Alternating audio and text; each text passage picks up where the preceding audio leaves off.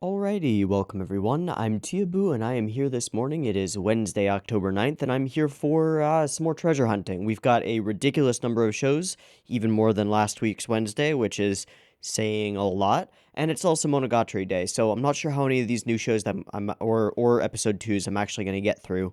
We'll see. I'll probably push a couple of them to tomorrow. But I want to give a couple of them another shot with an episode 2 just to see how they go and whether they were like they're going to fall off after their introductory episodes. And then there is one thing that has aired and is actually subbed. Still waiting on Beastar's subs, as is everyone else. I've heard that post-apocalyptic subs, PAS, who did Carole and Tuesday last season, are going to be picking it up, but they've got a post on their site that says that it'll probably be pretty inconsistent as far as timing goes, at least for the first couple of episodes. So just a waiting game on that front. We'll watch it when it comes out. But there is one new show today, and then a few old new shows today. So we're gonna start off with the new show because it's early in the morning and I want to see something new. The new show is Blade of the Immortal. This is Studio Leiden Films doing a somewhat serious-seeming show. It has been a while for them, a couple of years, unless you count Berserk 2016, which, this is Studio Leiden Films doing a serious show based on a, from what I know, really well-regarded manga with some pretty incredible art in it, and the general style of the promo art is kind of cool, and it's got that sort of old-timey aesthetic, and it looks kind of nice. This is directed by one Hiroshi Hamasaki, the guy who brought us Shigarui, and also directed Steins Gate and Texnalize, and was the animation director on Vampire Hunter D. The guy has been around the block a couple times when it comes to directing interesting shows and capturing interesting things in animation. So cool, that's promising. And the other thing that I noticed just I should probably just say, like, Shigarui is seemingly, it's set in a very similar kind of time, samurai aesthetic, cool aesthetic, very bloody, gory, serious, pretty interesting stuff. So that's promising. It seems pretty cool. And then the other thing that I noticed just scrolling through the staff list is that the main character is voiced by Tsuda Kenjiro, who is popping up all over the place this season. He was Matoba K in the last season, and now he's playing another cop in this season, and a couple of other things, and some supporting roles, and he's just doing a shitload of stuff, which is kind of like, all right, cool, get it, dude. We'll see how it goes. We'll see how this show is. I have no idea what to expect. I just know that it's about an immortal samurai, and that is all that I know. So let's jump into the first episode and see whether we like it. I've got the episode up. Let me pull it up, actually. I've got the episode up and ready to go, and it starts with a Prime Original logo, or Amazon Original, whatever. So funding by big corporations, putting, yay, Netflix and Amazon making some anime. Thank you. I've got the episode up and ready to go. It is 0 seconds. There will be 2 versions of this reaction video. You can find picture-in-picture versions with the video up there in the corner, down in the description, and a timer-based version up on YouTube. Timer-based version will have discussion. Picture-in-picture versions will not. Mix and match as you see fit. And if you want to sync up your own copy of the first episode of Blade of the Immortal with the timer-based version, you are more than welcome to do so. Just get it ready because the beep beep timer will be coming at you in just a second, because I remember one other thing that I was going to mention, which is that there are 2 episodes of this show that are currently aired, but given the incredibly crowded schedule that I have this morning and today, I'm not going to watch both of them, probably, unless this becomes a Babylon situation and I, like, absolutely have to watch the second episode. Otherwise, we're just going to put the second episode to the side for the moment and just, like, see how we feel about episode 1, and we'll go from there and just wing it. But again, I want to get through a lot of these shows and move whatever I can't do today to tomorrow or the next day or whatever. Crowded week of treasure hunting, crowded day of treasure hunting. Like, yesterday was easy peasy because there were only two new shows, but today is rough. Today looks rough. Okay, so I've got tea, I've got show. If you're syncing up with the timer-based version, get your version ready because timer's coming at you.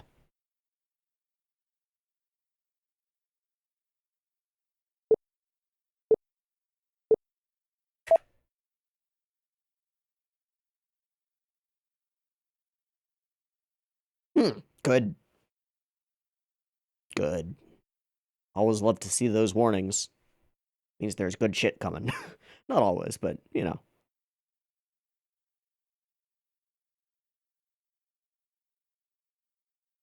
Oh, that's interesting. Dragonflies? Death. Warzone? Maybe. Oh no, who is that? He's not dead. What the fuck?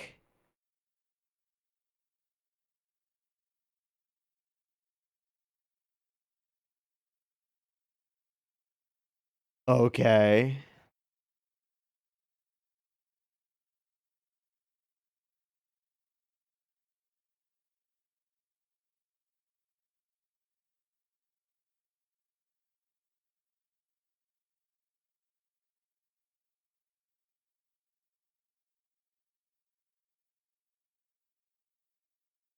Alright, this is instantly super interesting and off-putting. He's immortal. Oh, there's that voice.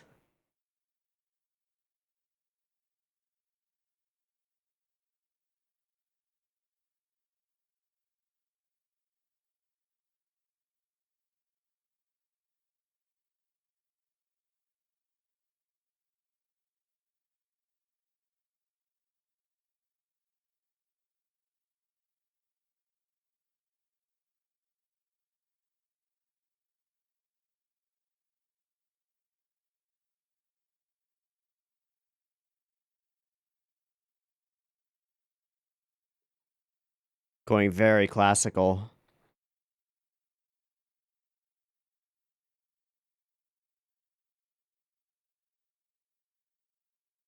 Just a sea of gore.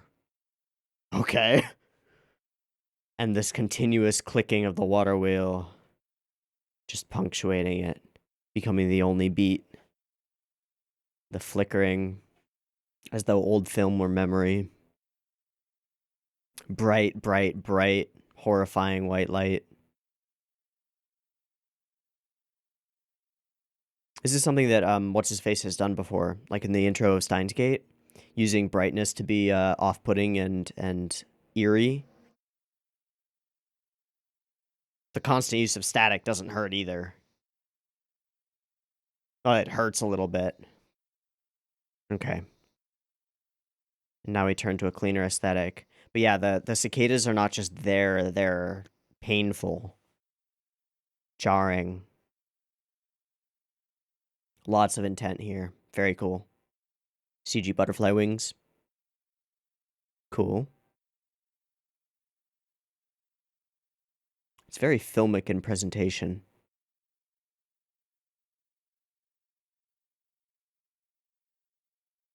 Hey, buddy. Not doing so hot. Now it's going very silent film.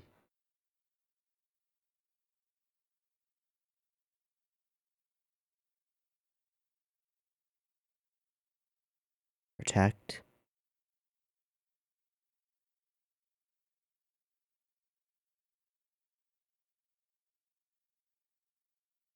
Is that the girl who was on the floor? Yeah.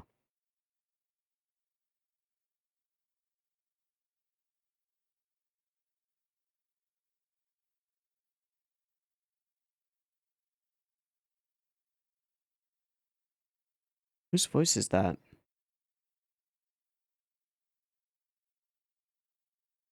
I might need notes.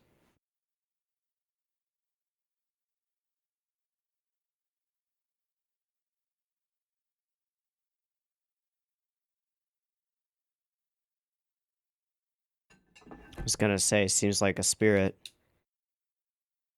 She's not joking. Yeah.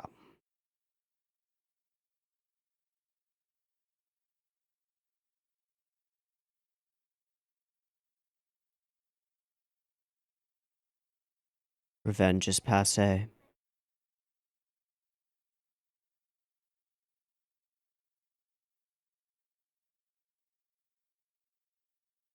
Well, she believes it.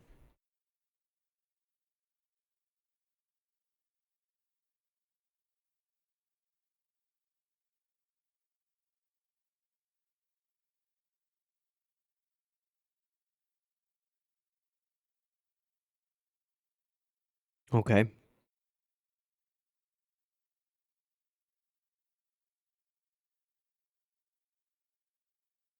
Hundreds now.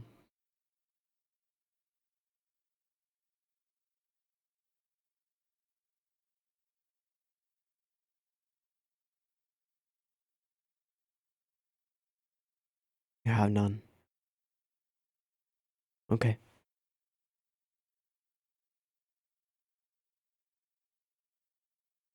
Nothing. No, you're gonna need help. Immortal help.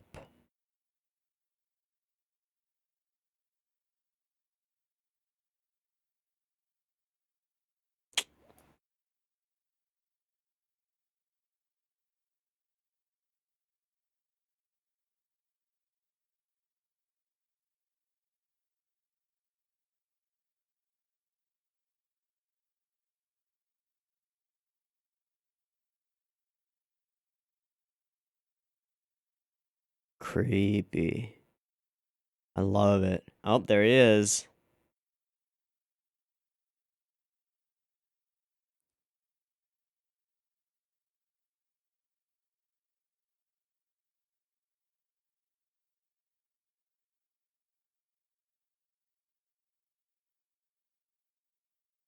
Flash on the beat.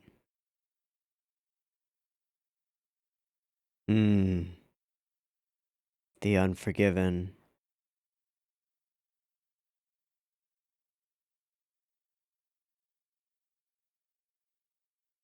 Okay. Wow. This is gorgeous and polished. More than that, there's vision here. And you can see the director's experience coming through. This is cool.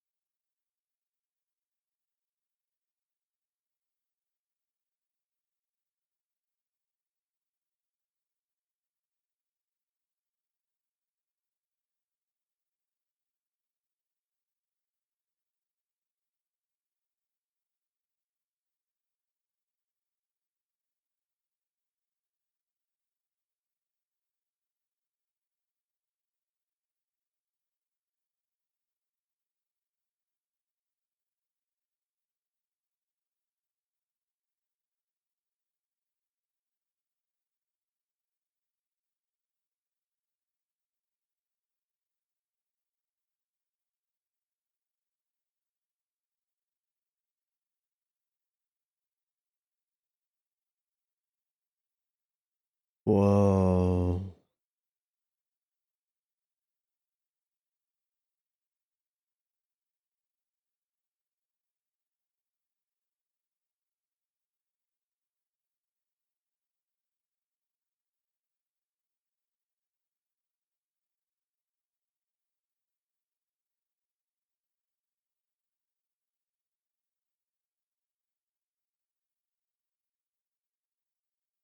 Jesus.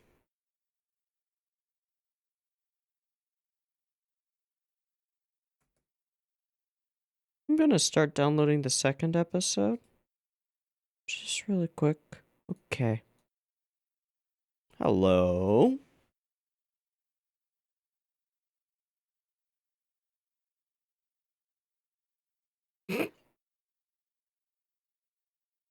So she found him.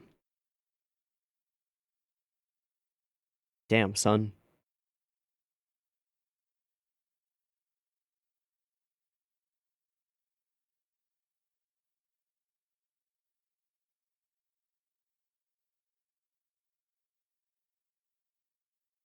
Hmm.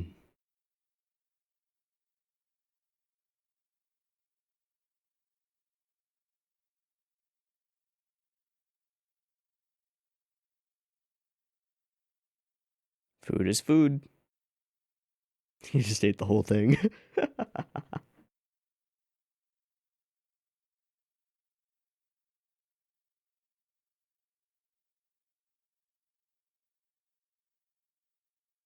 Awkward. But perfectly awkward, you know?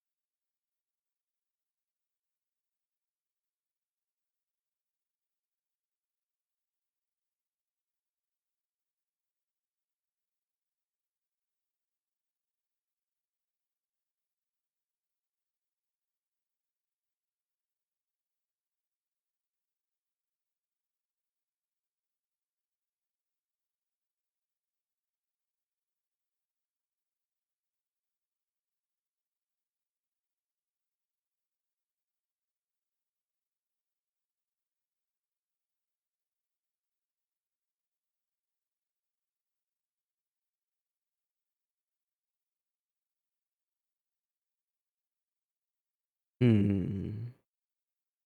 Just casually carrying our leg around in your robes. Aw, darn.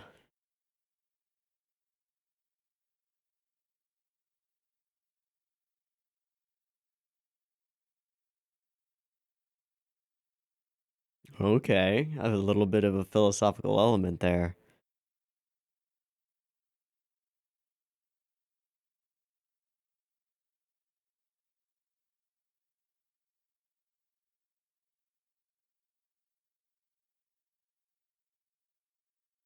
They're evil from your point of view,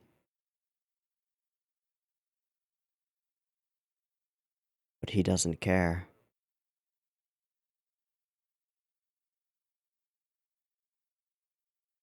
Ooh, buddy.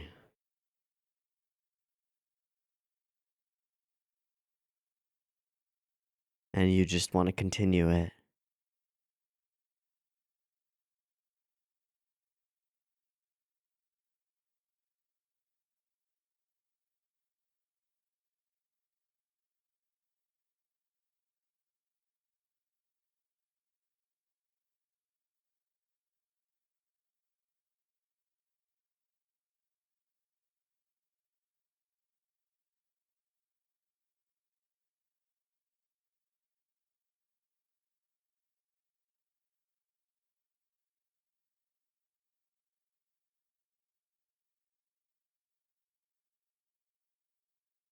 What a face.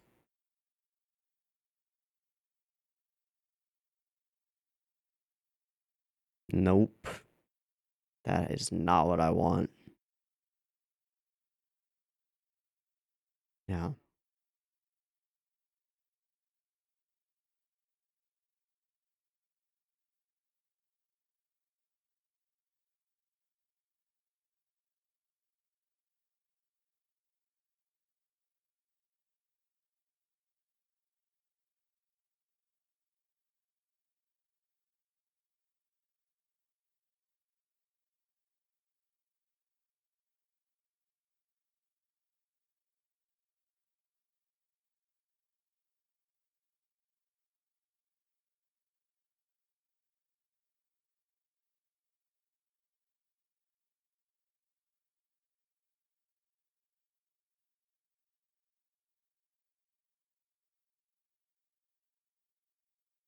So she walks away with nothing. Hmm.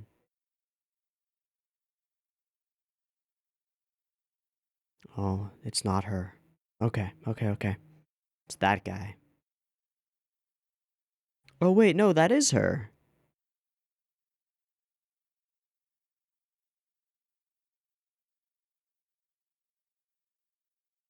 He's gonna try and kill him.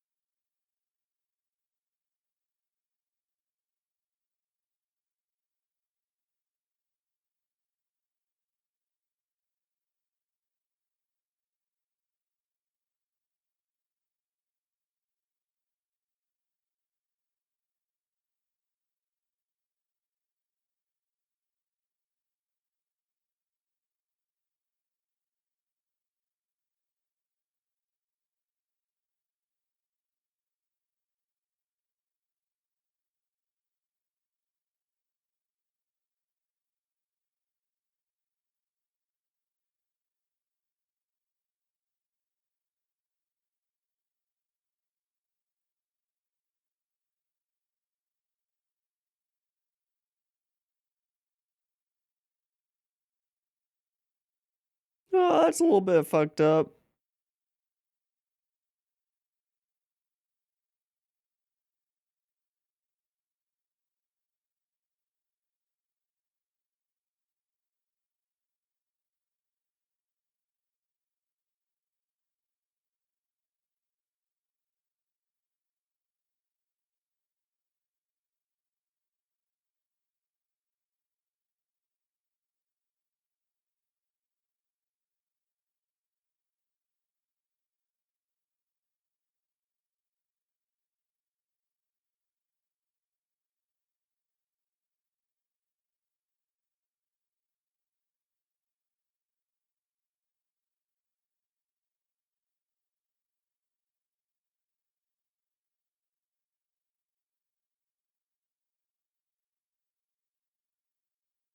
Hey, buddy.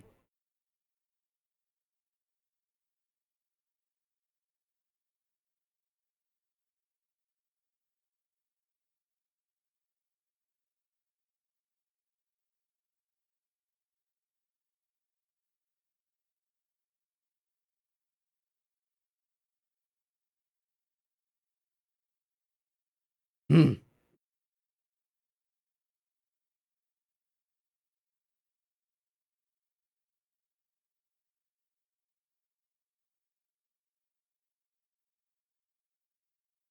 Poetic.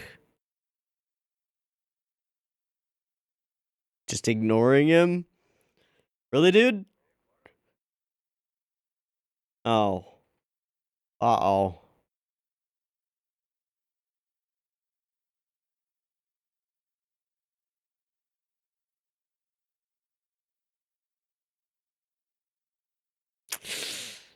I think he would if he could.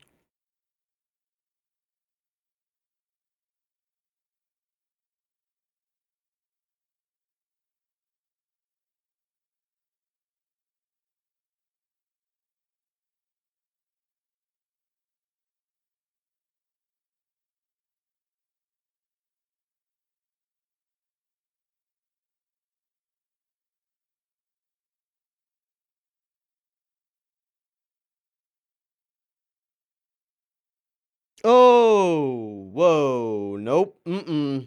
Oh, Jesus. What the fuck, man?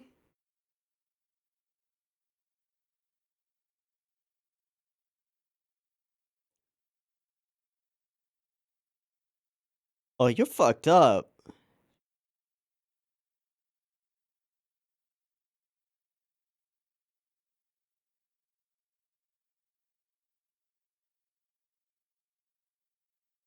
Oh, holy shit, dude, no.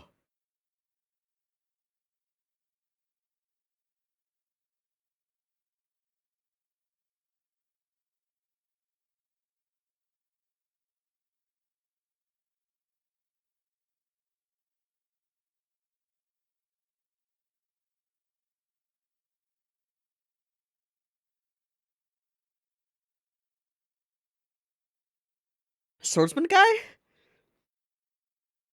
Oh my god, down to the whisper. Just eyes locked on her mother.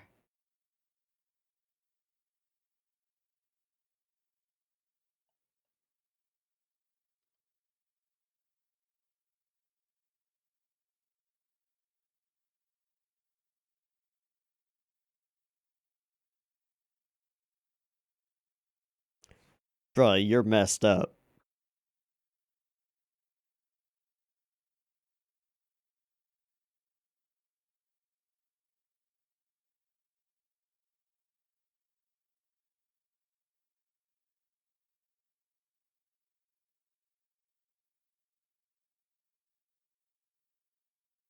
But there are others beside you. The hook-eyed man.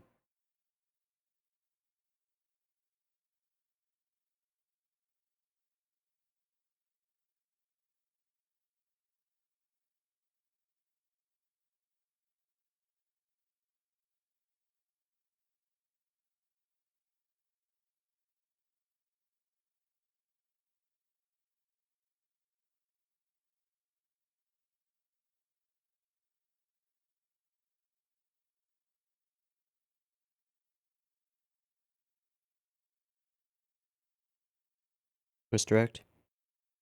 Samurai boy. Thank you.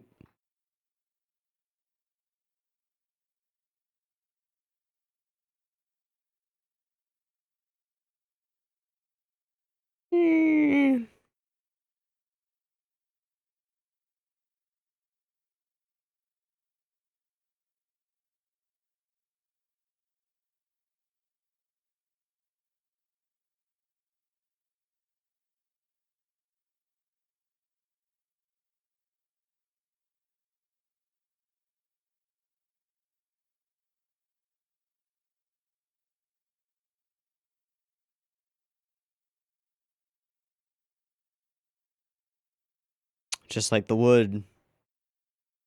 And splits the heads from him. Symbolically freeing them. Good. Cool. Hop, hop, hop, hop, hop.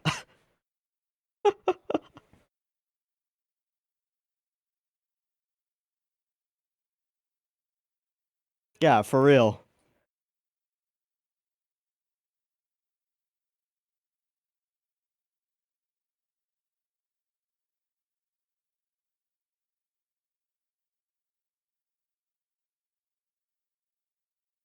Nah, just stick me back together.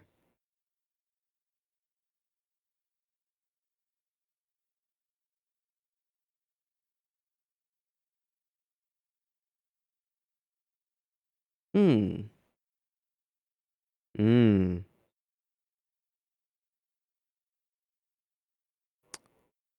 So it's oh.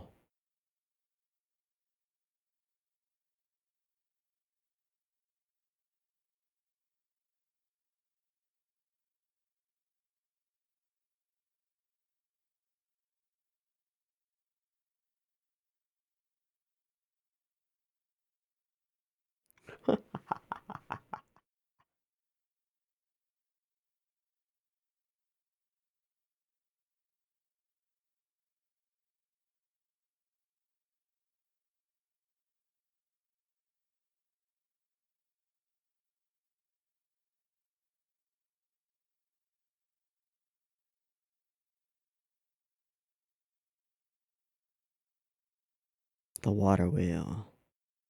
Bookended. Okay. Okay.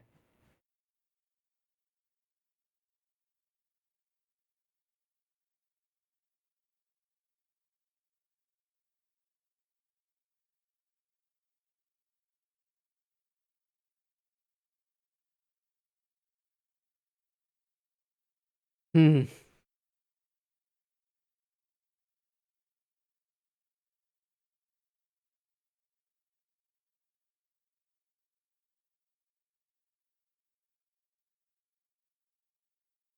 It's not a Kurosawa film. It's damn. I forget what it is. The whole thing here, it reminds me of a very distinctly of a specific um older but it's in color Japanese film, and it's not Harakiri, no, at all. Oh, you know what? No, it is. It's Kobayashi's 1962 film Harakiri. It's just that it's just that yeah, it's a Jidaigeki from 1962. Yeah. There's this well there's this long sequence in the film, and a few of them that remind me significantly of the use of like environmental repetitive sound and otherwise silence, along with like long shots. I need to go back and rewatch this film. I would highly recommend going and watching the 1962 film by Masaki Kobayashi called Harakiri, because it is a really good fucking film. Like a really, really good one. Uh, up there with the Kurosawa greats. And that was distinctly what this reminded me of.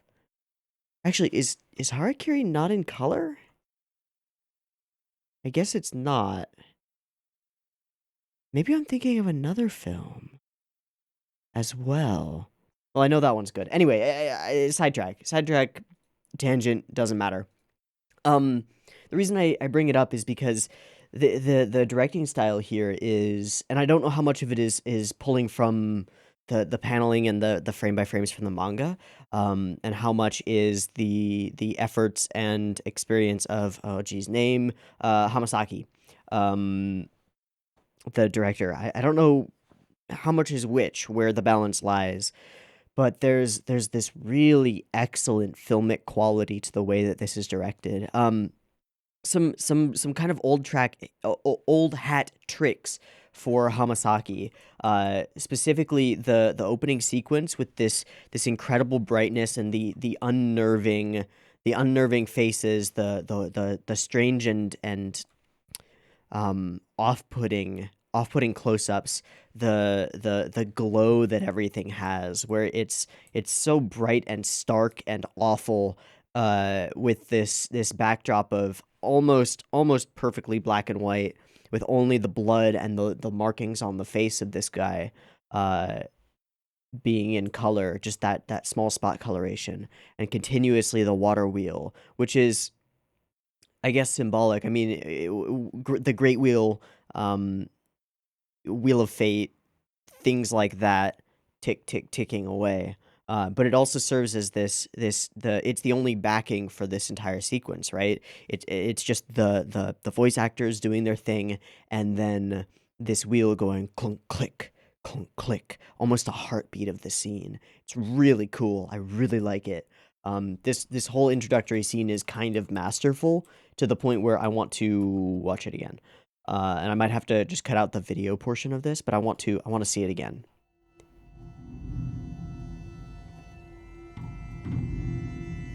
Yeah, so we hit this one long drawn out note that's it gets to the point, and this happens a couple of times, where it's almost like it's almost feedbacky. It's just like loud and vibrant enough to be off and weird and strange, and it's super intentional. If you've seen Steins Gate, the opening sequences of Steins Gate are set in this like very stark, bright white Tokyo. Digibro talks about it in his How to Recognize a Great Anime in One Episode video. Stark, bright white Tokyo, and it's very much the same kind of thing going on here. This is tone setting. This is creating the atmosphere of the show that we're going to see. We've got these dragonflies everywhere. What are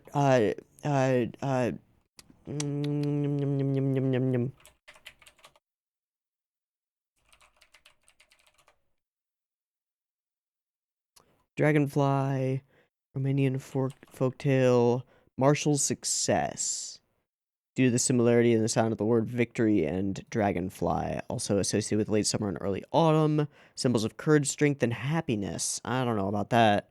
That doesn't seem to track here, but okay, whatever. I was just wondering if there was an interesting piece of symbolism.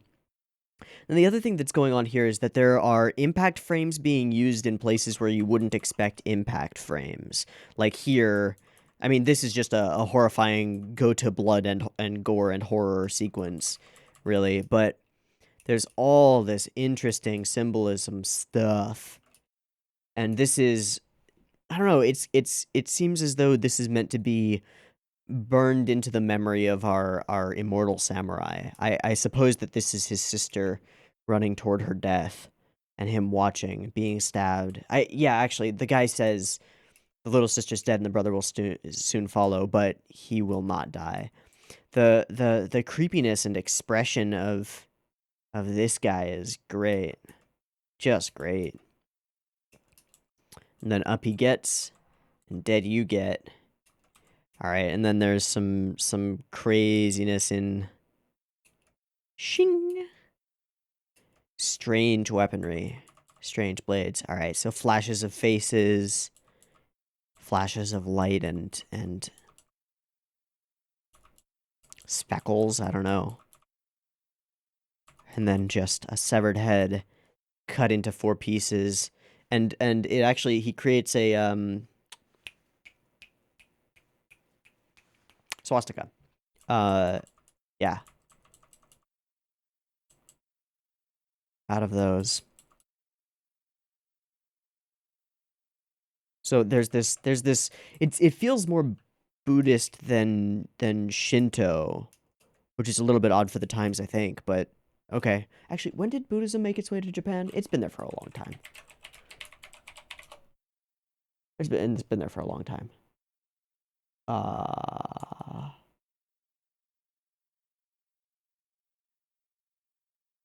Oh yeah. Yeah, for sure. And then when is this set?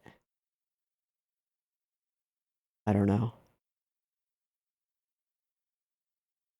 I actually don't know. Okay, that's fine. Does not matter. Doesn't matter. But so it would definitely make sense for there to be heavy Buddhist elements. And there do seem to be. The combat is quite interesting. the way that they're shooting it is like very little in actual impact. Um, lots of after shots, which is a very classic Jidaigeki type of way of showing combat.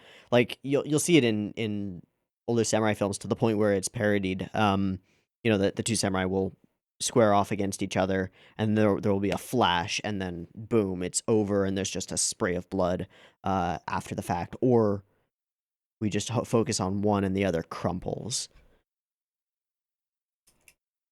So here we've got another person, the same kind of flashing. I don't know what's being flashed at us here. It just seems to be the light changing. Doesn't seem to be any actual imagery. And then here, then him. And then the fact that, well, there's this overwhelmingly loud cicada. Overwhelmingly loud. There, and then I don't know what these flowers are exactly. They look kind of like poppies or dandelion. No, not dandelion. Look kind of poppy-esque, but I don't know what they would be. Otherwise, I would look them up Hanakotoba wise, because I'm sure that there's symbolism there. When he comes in, and we've got near silence, just the single note. And then the explanation after the fact at the grave, meeting with a spirit who nonchalantly says, oh, and she brought those flowers in particular, nonchalantly says, I've been here for 800 years.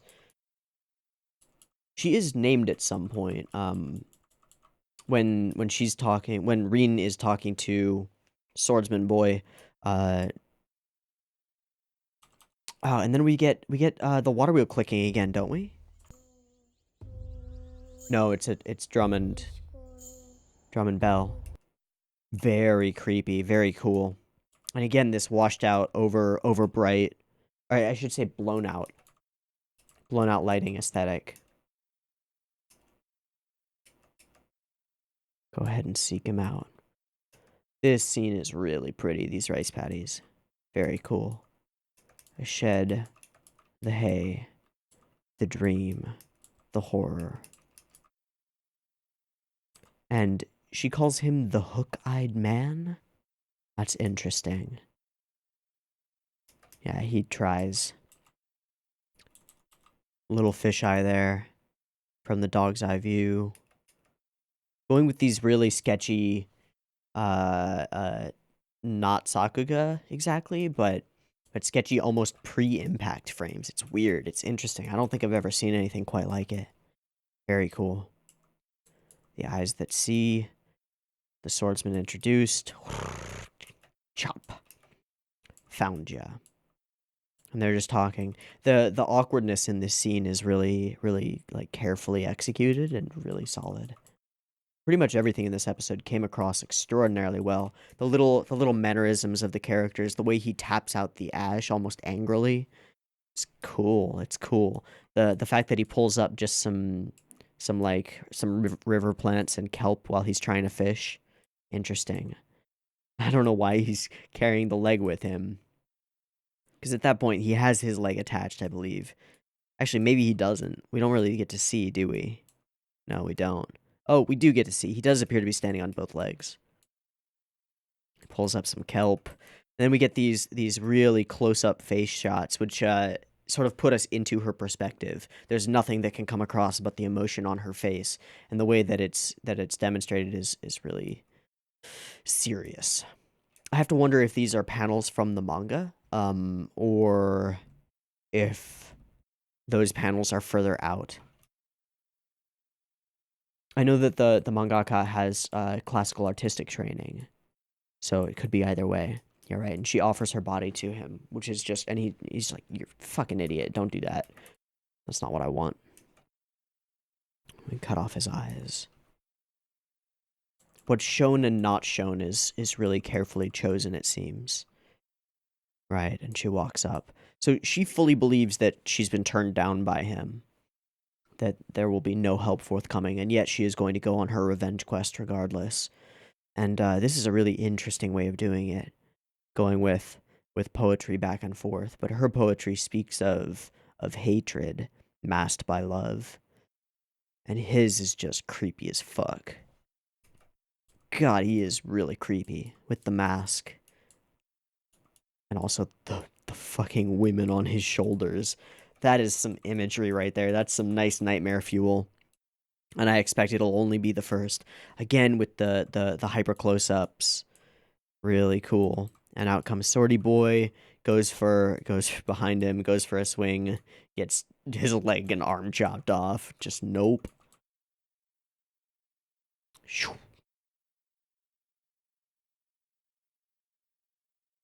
a cool cut out from the forehead.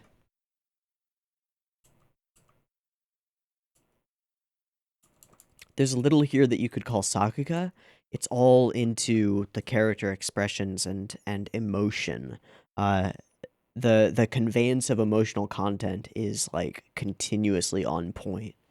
And that's really cool. It's really cool. Now and the horror. I mean, here we have like serious body and violation horror. A man who violated her mother and now has her mother's head sitting on on his shoulder is now sticking his fingers down her throat because he's a creepy fuck. It's violation, it's rape, right? It's awful. And she can do nothing but just I don't want to see that again. Gross. The way he speaks is poetic, but so twisted and awkward and weird and awful. So there are obvious supernatural elements to this story. We're in a world of darkness and horrors. It does give me some Berserk vibes in that way. Just the nature of man is corrupt. Turns him into a pincushion, slices. This is a cool shot, cool image. Slices the head into 4 pieces and symbolically removes both of the sewn-on women from his shoulders, essentially freeing them. So then it seems that his ability to regenerate and heal and survive is to do with these bloodworms, sort of Matoi-esque. I don't know. But it also seems to be a part of his particular school and his family's tradition. He seems to be the last of them and looking for someone to pass it on to. Now, whether it's a blessing or a curse is yet to be seen, but it seems like one of those classic immortality is a curse type of stories, which is interesting. And then we bookend the entire thing with the wheel.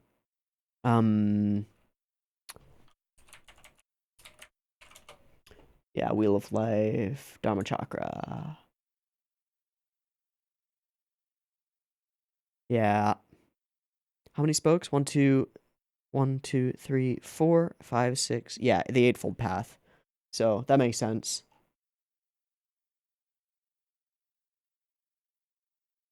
The 8-spoked wheel.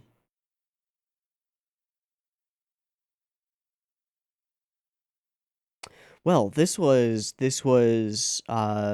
fascinating from both a storytelling perspective and also like a direction and animation perspective. There was a lot here. I know that I skipped over a lot of things and didn't cover it all, but I do want to go ahead, and I said I wouldn't, but I do want to go ahead and watch the second episode because it's out. And I want to see this story carried forward a little bit. And I also, while I'm taking a little moment here, it's listed as episodes unknown ONA. Damn. Okay, this was really cool. If this can keep itself up, and I don't expect that it will fall off in any way. Oh, actually, what I should look at is how long is the manga. That's what I should check. So it was adapted once by B Train. By B Train in 2008 with a 13-episode series that probably never finished. Yikes. The manga is 30 volumes, 207 chapters, so there is quite a bit of content here. Whether it ends in a serious way, I don't know.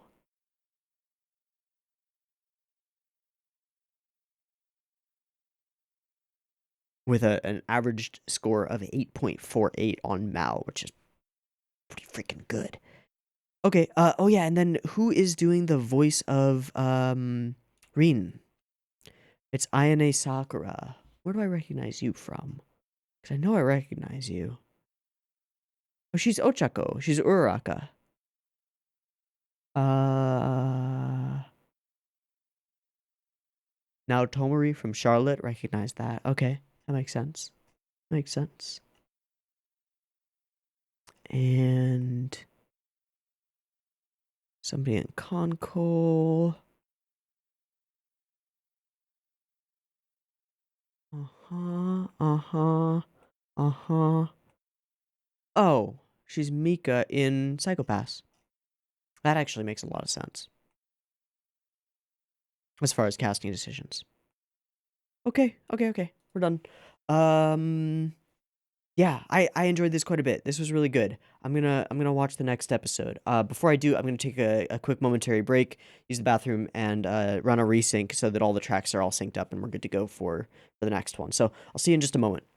All right, welcome back. We are good to go for episode 2 of Blade of the Immortal. So if you want to sync up with your own copy, get it ready because the timer's coming at ya.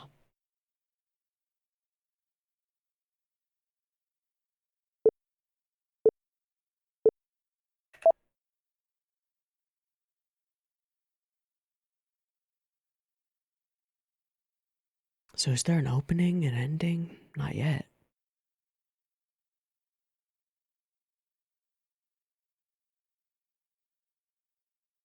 Maybe there is.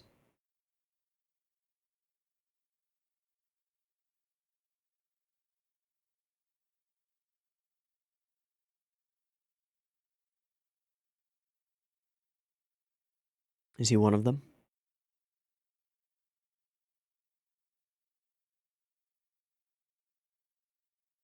Painting with a sword.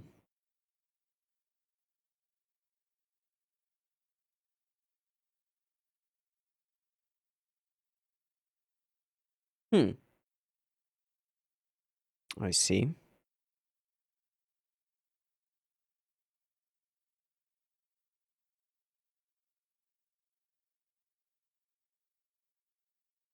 He's a visionary.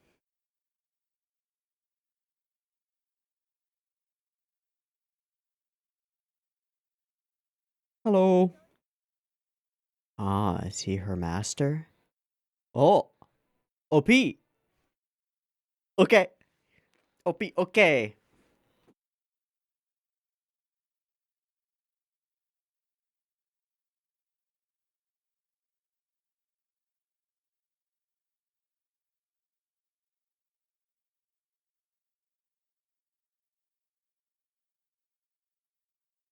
This is unique.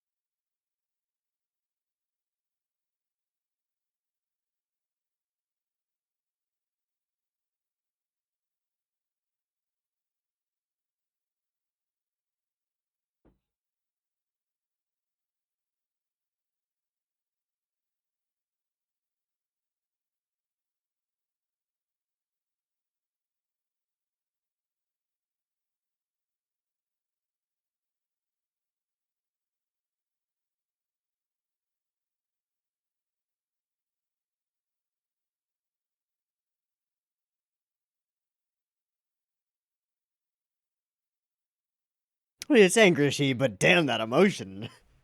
All right. The one flower. Hmm. Oh.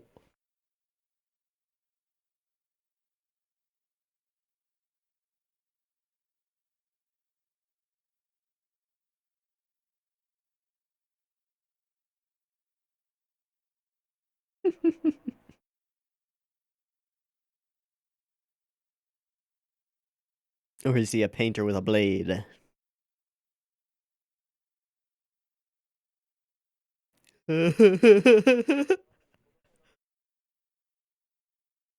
Yeah, pretty much.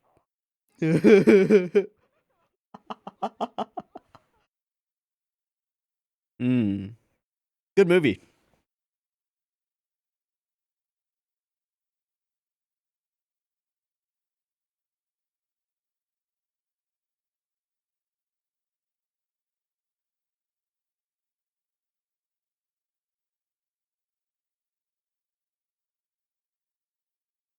So there was a grudge against him.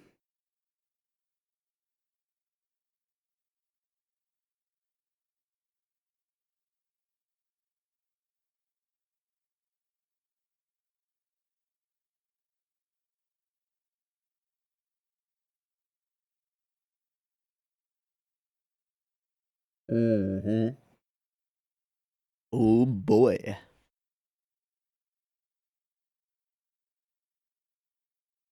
Were they? Well, mother probably.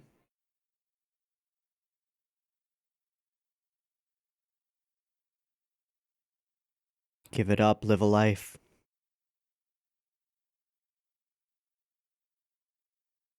Spiky hair guy? Yeah.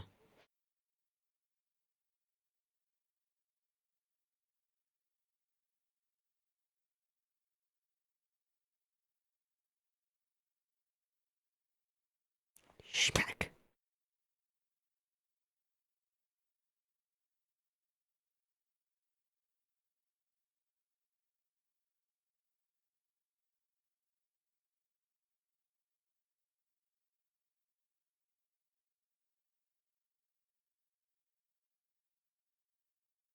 Depends on the bodyguard. So he doesn't kill it. That's actually interesting.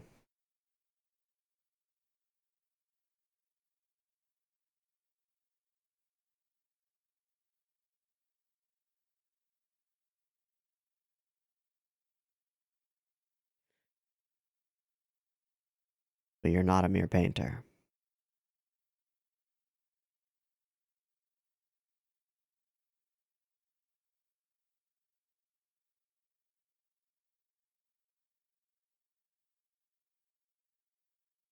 Hmm. Hmm.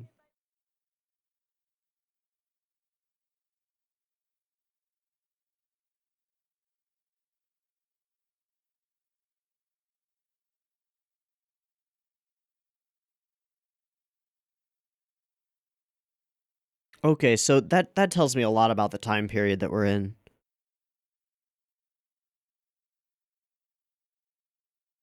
If there's access to Western art. And we're in the age of Ronin and Yojimbo.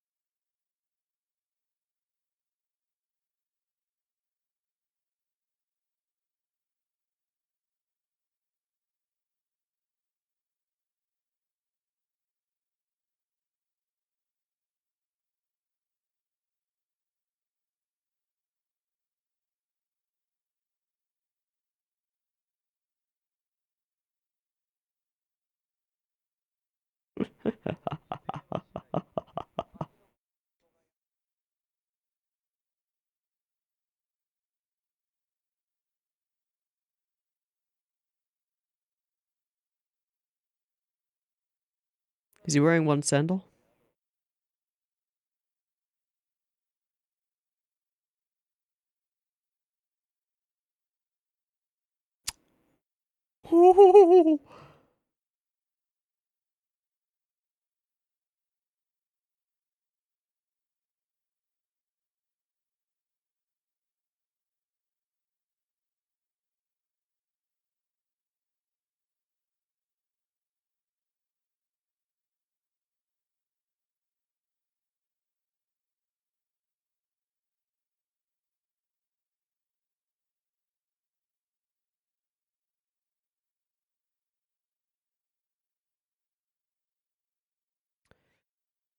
Ah.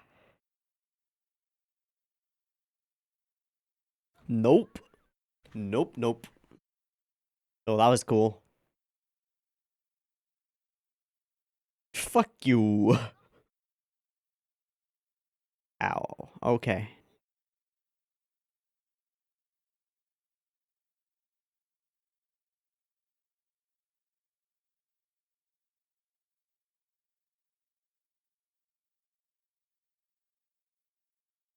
Nope.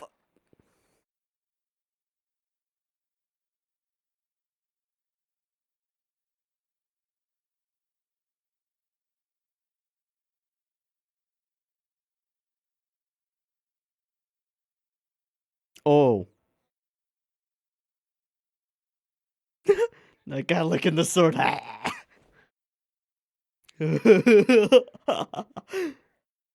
Yeah, actually.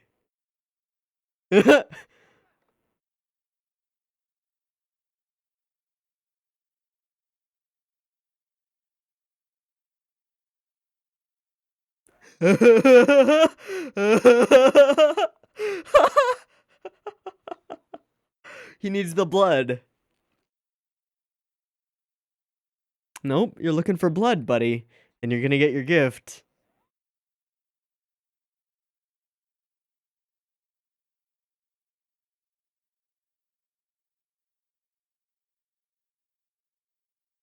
This is awesome. I love this. Sure. How about that? Oh, it's perfect. It's beautiful. I'm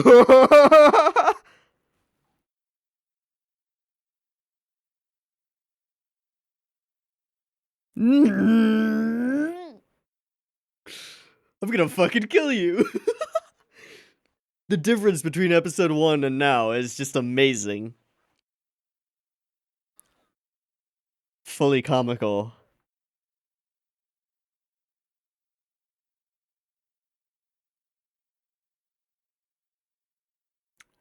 Oh.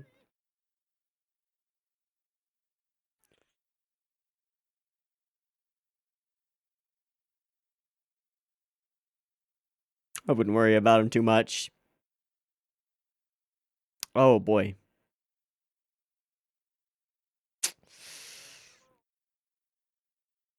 And you're next. Worms. Just tear the skin from his back. And in the nick of time.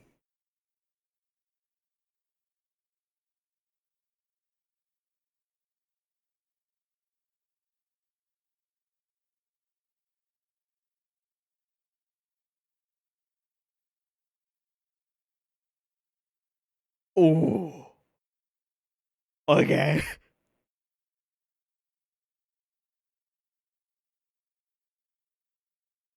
That's really cool.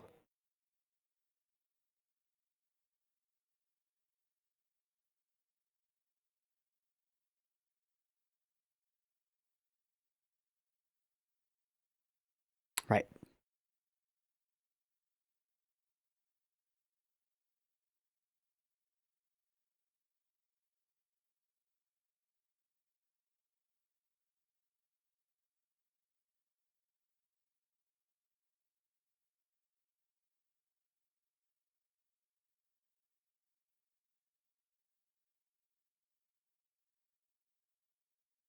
That is a lot of money.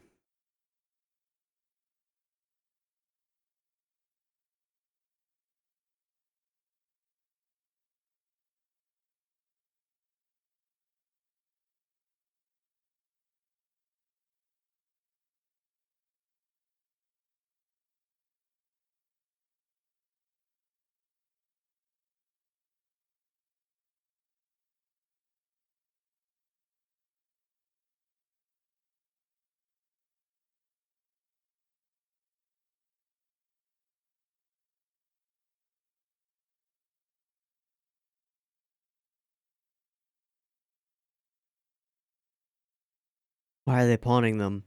They have all that money.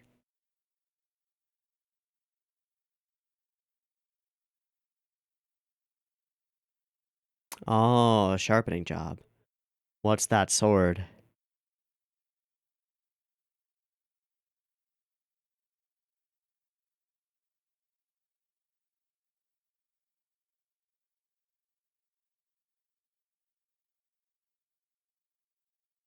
Itoryu. And there he is. Hi. Admiring this sword.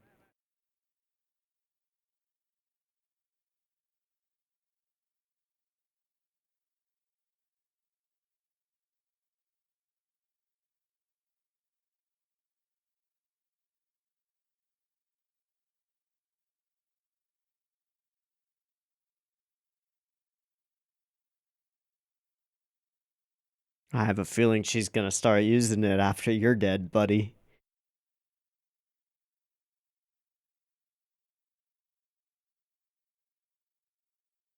Hmm.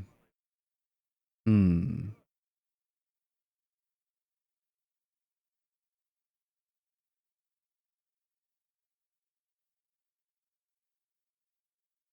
Is it her father's blade?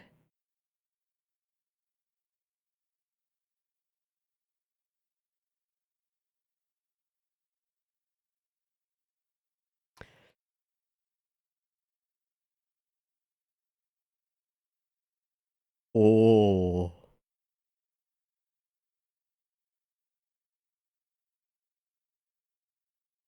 right here.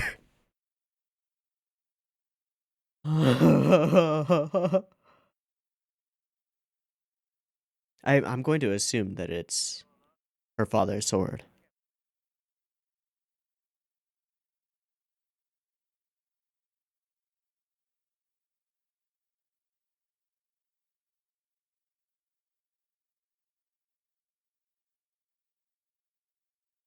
Okay.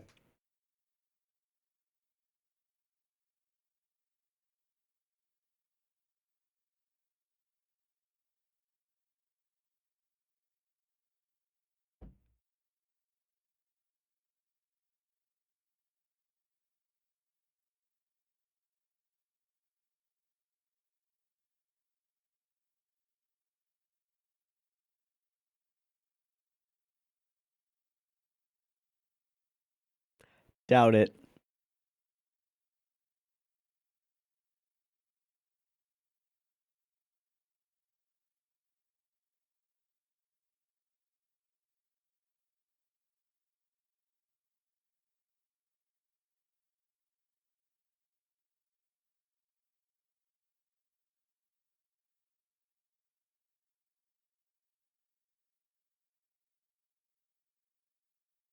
Hmm.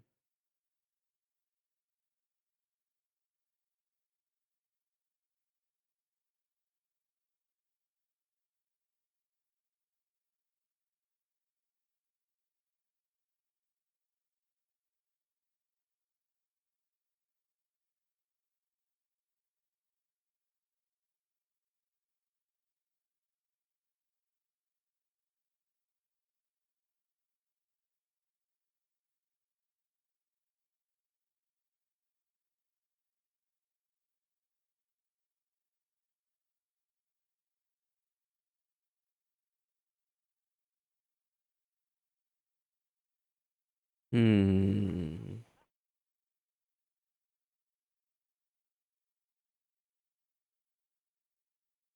Hmm.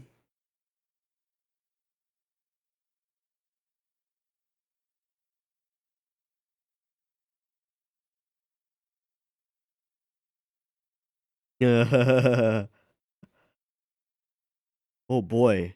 Straight into it.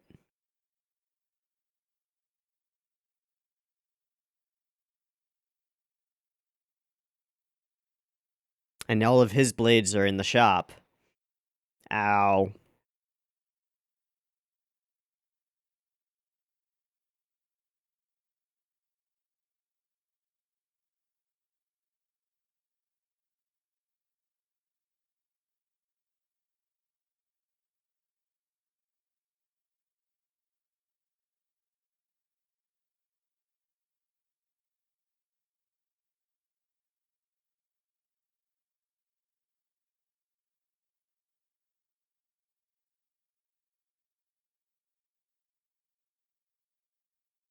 Yeah, no problem.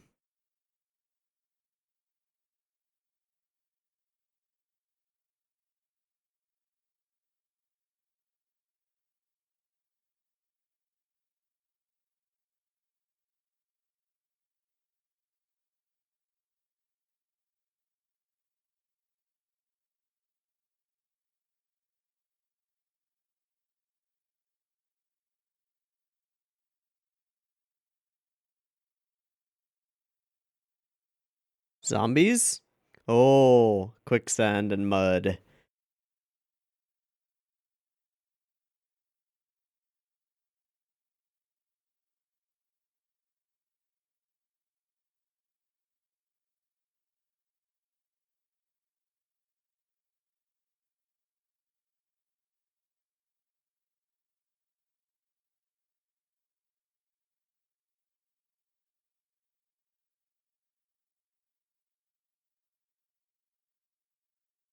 Okay. There are the flowers.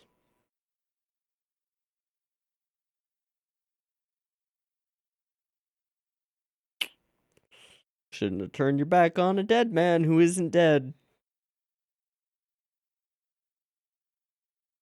Hmm.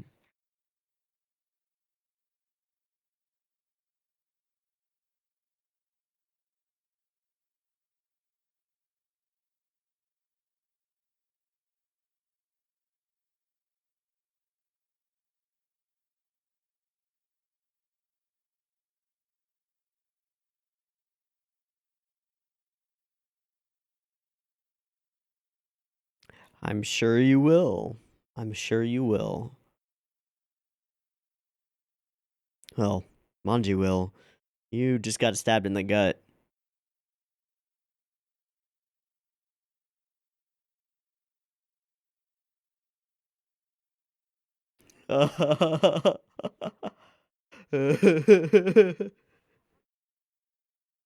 Yeah, but you weren't. I saw you crying while in your sleep.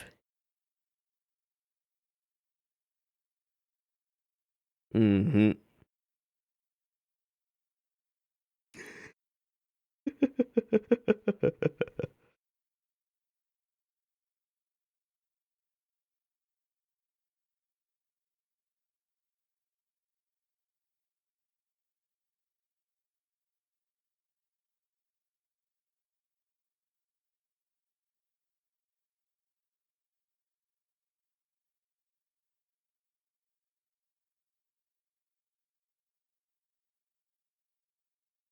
Aww. Kanji-chan. Mm-hmm.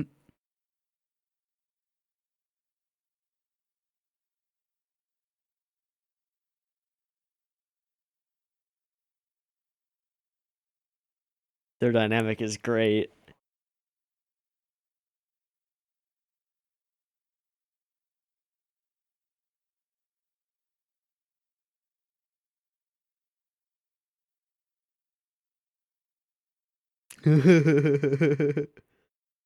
Aww. End? Is this the end? Yeah. Alright. Let's watch the ED. Because I guess this is the ED. Really weird, unique OP.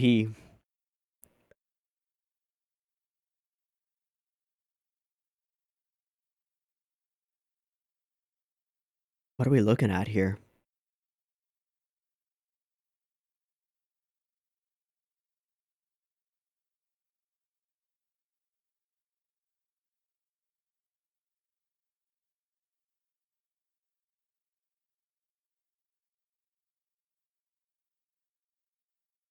Oh. The wheel.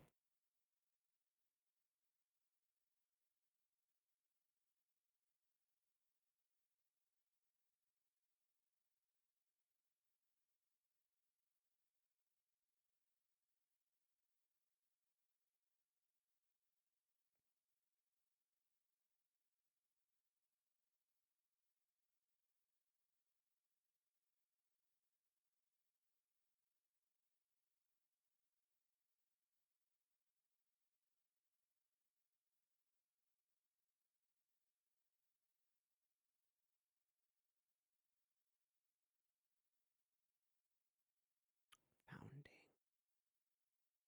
Interesting. And it's over. Okay. Cool. So, a very different episode from the first episode. The first episode being the setup of the overarching goals, motivations, revenge tale, and then here we get what appears to be an episodic kind of an adventure, uh, focused around the two of them and their dynamic. Really establishing for us the dynamic of the series as it will progress. I think I'm just going to assume. Um, a lot more fun than the first episode. The first episode being incredibly dark and interesting. A lot less like crazy directing tricks. And a lot less of the atmosphere establishment because a lot of it has already been established in the first episode. I feel like for a series that is as long running as this one seems to have been from the manga, this is a necessary thing to do. Uh, we have to have semi-episodic adventures in the period. Some other things became clear, which are like the time frame that we're in. We've got access to Western art and Western culture, which puts us at a specific time of great upheaval and change. And also the it's the time period of the Yojimbo and also the film Yojimbo. So that gives me a bit of like a cultural grounding in what period we're looking at. Um, the era of the wandering former samurai, an interesting period and a big upheaval, lots of change, and the perfect time to set a story like this, I think. Uh, pretty pretty interesting. Um, One thing that struck me as interesting was the well, we've got this story of atonement, this mm, goal or requirement for our samurai, our Yojimbo, that he must atone for his specific sins by fighting and facing evil. And then we've also got these heavily Buddhist dharmic undertones, um, and symbolism throughout. And I find it interesting, the particular scene where the ant crawls upon him. My first instinct was he's gonna smack the ant, and he does not. He blows it away, and that demonstrates to me a little bit about his character. I think he's not someone who kills when unnecessary, which is interesting, and he's somebody who's experienced with karma and fate, and has experienced the repercussions of wanton killing, which makes him a bit of an interesting, uh like a contrast to a lot of the characterizations of the wandering ronin and samurai from this period. Actually, to call them samurai is not quite accurate because they're not anymore. The shogunate would have, if this is the time period that I'm thinking of, the samurai have been released, and are essentially like living out their days trying to find work where they can, but no longer being a part of the feudal class system as much. If this is the period that I think it is, and I think it is, so that's interesting. The the general tone of the episode is, I think, the most striking thing to me because there's a bit of a comical nature to it. Especially the scene where the artist that she's beseeching is just sitting there staring at his work as blood and battle spray out outside behind him and clangs and clacks and screams and yells and stuff. It's just like, what's the right color to use? And of course, it's going to be blood. It's going to be a spray of blood, and it sprays across in a cool representation of the wave, which is just kind of clever and interesting. It's a little bit more tongue in cheek and a little bit less dark and melancholic than I necessarily expected it to be, which is pretty cool. Uh, and well, there's also a bit of a cool misdirect there, that when our samurai boy is stuck to the tree, we see him like pull himself off of it, and then the spear guy gets stabbed through the throat, and it's like, oh, samurai boy killed him because he stabbed him through the throat. But no, it was actually the artist, and he's pissed at him because he stepped on his art. It's kind of interesting, because going leading up into it, it was like, oh, okay, this is gonna be the thing. Somebody's gonna kill him, and then he's gonna not be dead, and then he's gonna kill them while they're attacking the girl. But it wasn't him, which is a little bit of an interesting misdirect playing with us thing, which is kind of nice. All in all, production in this episode was solid and strong and good. The OP is unique and interesting and weird. Super emotional content, but clearly very Englishy. Nothing wrong with that, I don't think. But this gives a better picture of what's to come with the show, and it looks kind of interesting, kind of fascinating. I'm gonna be interested to see where this goes from here. I don't know if I'm gonna be able to watch if I'm gonna be able to watch this every week, just because of the shitload number of shows that are airing every Wednesday. But we'll see how everything else shakes out because I'm going to be watching a bunch of other episode 2s today just to see how they go, and if a lot of them seem like they're falling apart, then maybe there will be time for Blade of the Immortal. Otherwise, maybe it'll show up on a poll someday. I don't know. We'll play it by ear, and we'll have to see. I don't really have anything that I specifically want to see again in this episode. Um so I'm not going to do a run through. Also, I just want to keep moving along and not be as pressed for time as I am. Um, but this was pretty cool, pretty interesting. I think the first episode was kind of a masterclass, and then this one took a step back and was sort of like, all right, this is an ongoing series. There is going to be an episodic component here as we hunt down this one big bad Ito Ryu. There are going to be a lot of other people who enter our path. Interesting. Interesting and cool.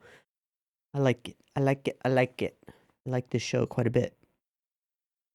Okay, I think that's gonna be it for me. So wrapping it up. I've been Tiabu. This has been Blade of the Immortal, episodes 1 and 2. Didn't expect to watch both of them, but did because episode 1 was kind of a knockout. It was pretty cool. Uh yeah. I hope you've enjoyed this couple of episodes as much as I have, and I hope to catch you next week in I'll probably watch episode 3. I don't see myself skipping it. So, cool. Anyway, see ya. Peace.